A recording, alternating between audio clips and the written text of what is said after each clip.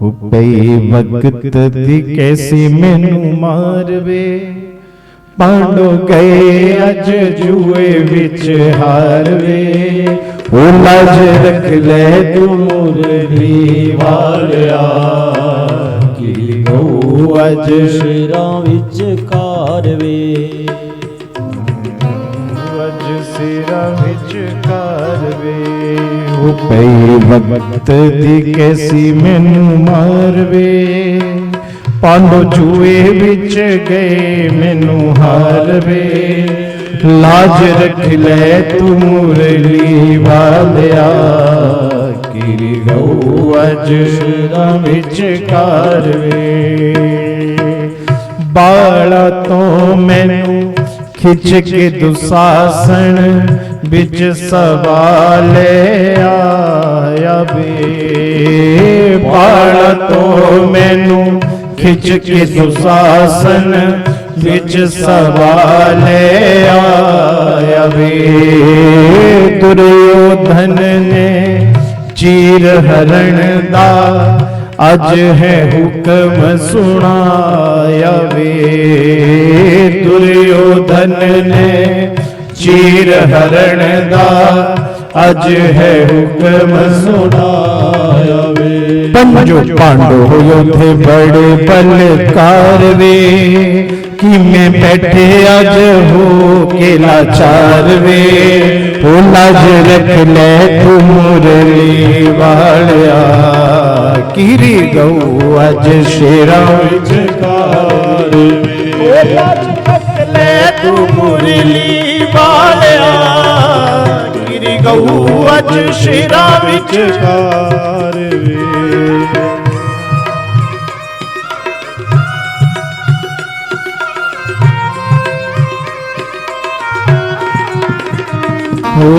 राजपाट सब हर गे पांडव, किम हामी पर जावन गे। जेकर तेरी मेहर न होई, इज्जत भी हर जावन गे। खुदा खेल गया शकुनी मकार वे, वो पैगे कुंजा ताई बाजा दिए डारवे। ओरे हा गोपियां दे नाल जे तू खेडदा, मेरा लुटे आ जाऊ संसार वे।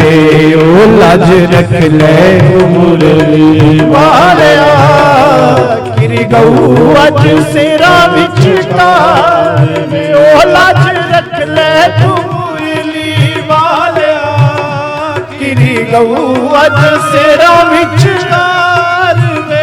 ओ सुनिया अरजा जद गिरधर ने, चटपट आण पधार ने। सुनिया अरजा जद गिरधर ने, चटपट आण पधार ने। ऐसी कृपा कीती पापी, खिच खिच पल्ले हार ने। ऐसी कृपा कीती पापी, खिच खिच पल्ले हार ने। वो साड़ी मुक्की नहीं मुक्के हंकार वे, वो सब वेक वेक कर दे विचार वे। वो आखे सरमा सिकंदर प्रेमियों, लाज द्रौपदी दी रखी कर तार ने। वो लाज रख ले तू मुरली वालिया, अज शिरा विच कारवे। द्रौपदी का जब चीर हरण होने लगा, द्रौपदी ने पहले सबकी तरफ देखा, पर जब कोई सहारा नहीं मिला तो द्रौपदी ने की बात कही कि हे द्वारिकाधीश, आओ और मेरी लाज बचाओ। भगवान साड़ी के रूप में आए, साड़ी के रूप में आकर के रक्षा की। और भक्त और भगवान का भाव देखिए। द्रौपदी कहते कि प्रभु धन्यवाद, आपने मेरी लाज बताई। भगवान कहते मैं किसी के ऊपर उपकार नहीं करता। अरे मैंने तुम्हारे ऊपर कोई उपकार नहीं किया, मेरा धन्यवाद क्यों? करे प्रभु क्यों उपकार नहीं किया? बीच सभा में मेरी लाज रखी, क्या ये उपकार नहीं था? कब मैं उपकार नहीं करता, प्रतिकार करता हूं। क्या करता हूं? जोर से बोलिए, प्रतिकार। कब प्रतिकार? प्रतिकार का क्या मतलब होता है? बदला। कब मैं सिर्फ बदला कर्ज चुकाता हूं। द्रौपदी याद करो तो घटना क्या हुई थी। एक दिन भगवान कुछ कर रहे थे, सारे पांडव थे, सब अन्य भी थे वहां पर। भगवान कुछ कर रहे थे कि पता नहीं अस्त्र शस्त्र क्या था, चक्कर। हाँ, भगवान सुदर्शन चक्र से जब वो शिशुपाल की अग्र पूजा हो रही थी, शिशुपाल का वध कर रहे थे, तो भगवान ने चक्कर चलाया तो वहां पर वो हल्का सा सिंदूर जो था भगवान की उंगली के ऊपर लग गया। सबको लगा ये खून है। सबको क्या लगा कि ये क्या है? खून। तो सब चुपचाप खड़े रहे, परंतु द्रौपदी ने उस समय विचार नहीं किया। अपनी साड़ी जो उसने पहनी थी वो फाड़ी और उसकी पट्टी बना करके फटाफट भगवान को बांधा। द्रौपदी मैंने उसका उपकार किया है। जब तू मेरे लिए अपना वस्त्र अर्पित कर सकती है तो मैं क्या तेरे लिए नहीं कर सकता? इसलिए द्रौपदी मैंने उपकार नहीं किया, प्रतिकार किया। द्रौपदी कहते कि प्रभु पर बचाने में देर बड़ी लगा दी। करे तुमने बुलाया ही नहीं। अरे जिस समय पांडवों ने पहला पासा फेंका था ना, जिसमें जुए का निमंत्रण स्वीकार किया था, मैं तैयार बैठा था। अरे द्रौपदी तुम बुलाते तो सही। अरे मुझे आस थी जब कौरवों ने कहा, दुर्योधन ने कहा कि हमारी तरफ से पासा शकुनी फेंकेगा, एक बार युधिष्ठिर, अर्जुन, भीम, नकुल, सहदेव में से कोई एक कह देता कि अरे अगर तुम्हारी तरफ से पासा शकुनी फेंकेगा तो हमारी तरफ से पासा हमारे द्वारकाधीश हमारा कन्हैया फेंकेगा। पर नहीं बुलाया। बाद में भी तुम पहले अपने पतियों के पास गई, वहां से जब सहायता नहीं मिली तो भीष्म, द्रोणाचार्य सबके संग गई। अरे मैं तो तब से तैयार खड़ा था। द्रौपदी मैंने आने में देर नहीं की, पर तुमने बुलाने में देर कर दी। बोलिए वृंदावन बिहारी लाल की। ऐसी परम भगवान की कृपा द्रौपदी की। और द्रौपदी के चरित्र की एक और बड़ी सुंदर कथा आती है। द्रौपदी को भगवान के ऊपर कितना विश्वास है और भगवान कितने अंग संग रहे द्रौपदी के। एक बार क्या हुआ, दुर्योधन ने देखा कि पांडव जो थे जब वनवास में थे तो वनवास में उनके पास इतनी व्यवस्था भी नहीं थी और पांडव वानप्रस्थ जीवन जीते थे। और वनवासी का एक नियम क्या होता है कि एक बार यदि भोजन कर लिया तो उसके बाद दोबारा चौका नहीं चढ़ता। ये वानप्रस्थी का नियम होता है कि एक बार अगर चौका चढ़ गया तो दोबारा नहीं चढ़ेगा। तो दुर्योधन ने क्या किया कि पांडवों को कोई जब शस्त्र से नहीं मार पाया तो कुछ ऐसा करता हूं कि इसके ऊपर कोई वो श्राप लग जाए, कोई कोट दोष हो जाए। तो ऋषि दुर्वासा जी को भेजा 10,000 शिष्यों के संग। पहले दुर्योधन ने रोके रखा अपने पास, पर जैसे सूर्य ढला तो भेज दिया कि आपको निमंत्रण, वो पांडवों के यहाँ भोजन करके आइए। तो दुर्वासा जी अपने 10,000 शिष्यों के पास साथ पहुंच गए द्रौपदी के आंगन में। दुर्योधन जानता है कि दुर्वासा जी को भोजन मिलेगा नहीं, द्रौपदी चौके पर दोबारा बैठेगी। द्रौपदी भी बचने की बड़ी पक्की थी कि ये दोबारा चौकी के ऊपर बैठेगी नहीं। और दुर्वासा जी को जब भोजन नहीं मिलेगा तो वो श्राप देंगे, क्योंकि द्रौपदी बचने की बड़ी पक्की थी। एक बार जब जुए में हार हुई, द्रौपदी का चीरहरण हुआ, भगवान ने लाज बचाई।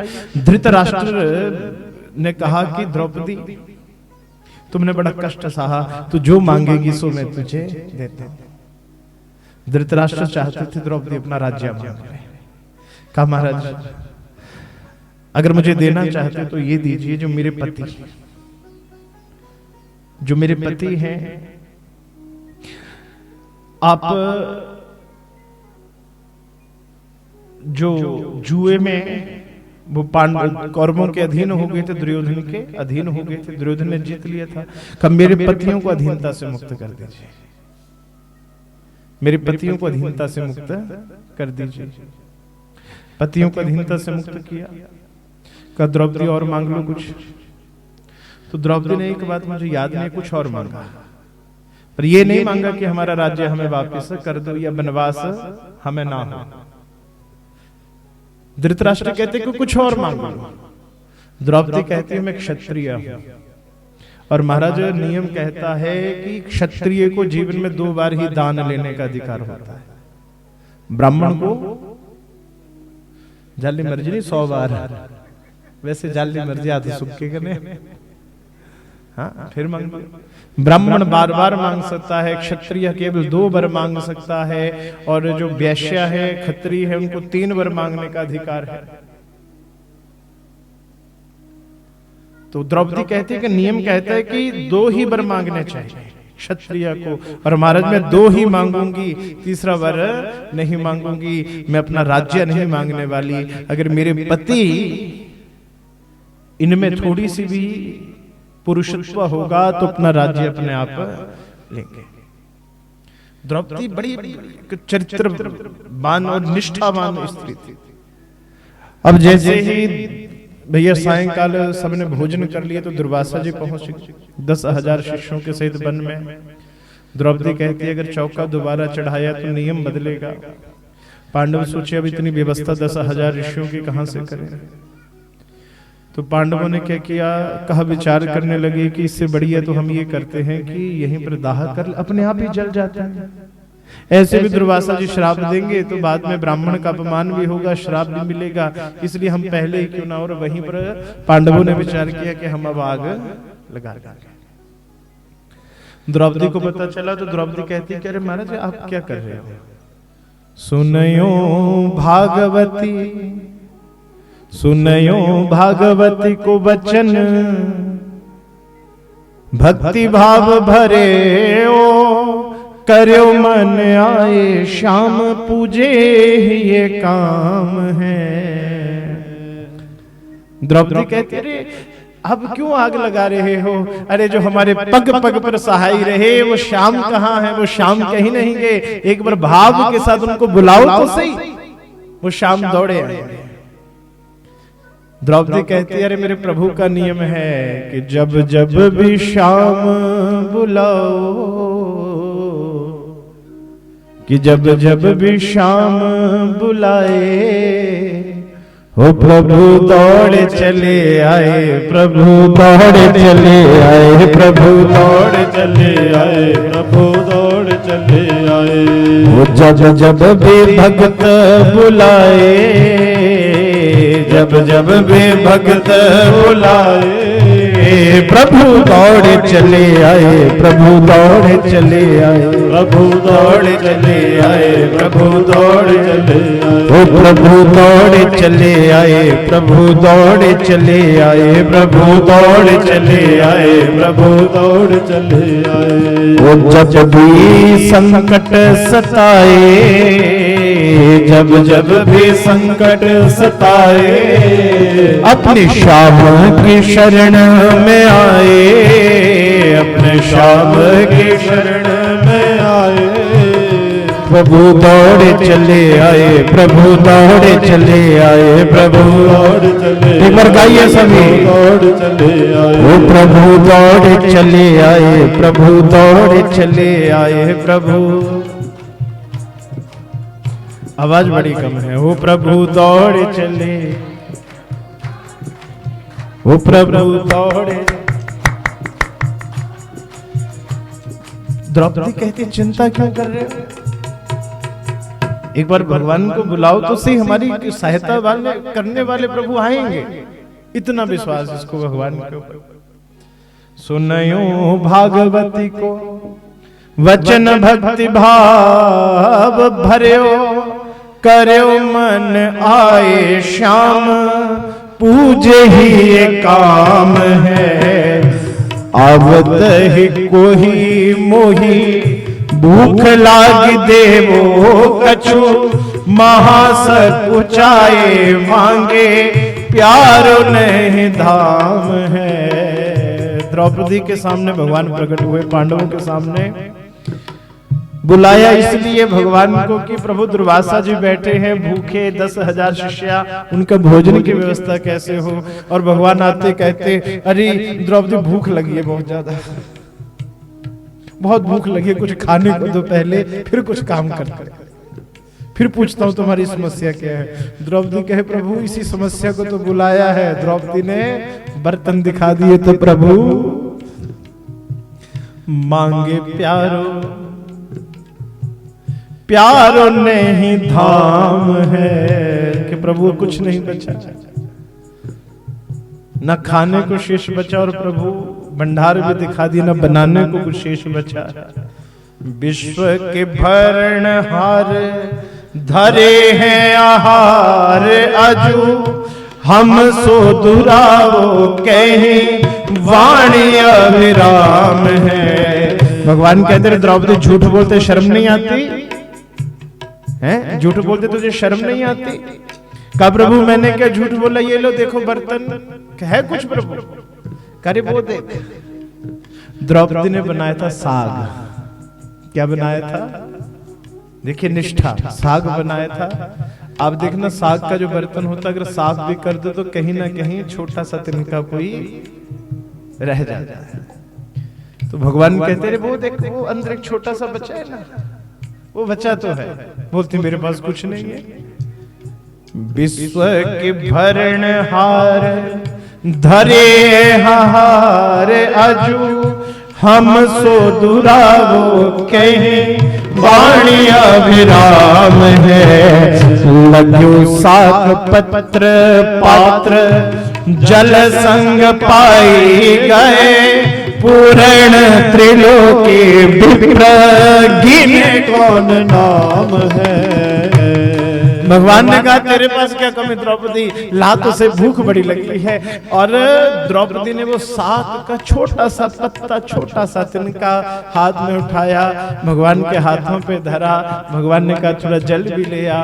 भगवान ने जैसे कहा जल पिया। दुर्वासा ऋषि और 10,000 शिष्य तो छोड़िए, पूरे ब्राह्मण संसार के जितने भी ब्राह्मण थे सबके ही पेट भर गए। अब कोई खा ना पाए, सबके पेट में। ऐसी भगवान की कृपा श्री द्रौपदी के ऊपर। लग्यो साग पत्र पात्र जल संग पाई गए, पूर्ण त्रिलोकी विप्र गिने कौन नाम है। भगवान ने उपदेश दिया द्रौपदी घर जो आ जाए कभी ये मत कहो। बहुत सारे लोगों की आदत क्या होती है कि लोगों के सामने रोना ही रोते हैं। भगवान की कृपा से सब कुछ है भी घर में ना, तो फिर भी क्या बोलेंगे, अरे आंधे कुछ नहीं, हमारे कुछ नहीं। हाँ महीने का चाहे बढ़िया वो बढ़िया तनख्वाह आ रही है 50 आया का नहीं करिए क्या। नहीं, भगवान कहते अगर नहीं भी कुछ है तब भी बोलो बहुत कुछ है, कोई कमी नहीं। और सच्ची बात, जिसके वचन ऐसे रहते हैं कि भगवान की कृपा से कोई कमी नहीं है, मेरी बात के ऊपर विश्वास रखना, लिख करके दे सकता हूं, भगवान उसके घर में कोई कमी छोड़ते भी नहीं। भगवान उसके घर में कोई कमी भी नहीं छोड़ते। आपने भी जो रोता रहता है ना, भगवान उसको फिर रोता रोता ही विदा कर देते हैं। बोलिए रामचंद्र भगवान की।